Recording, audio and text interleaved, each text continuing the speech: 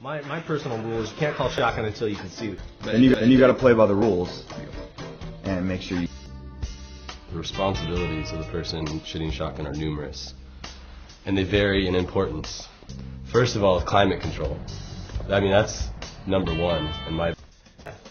Now, another thing, just for safety reasons, if you're rolling home late at night, someone who's riding shotgun has to.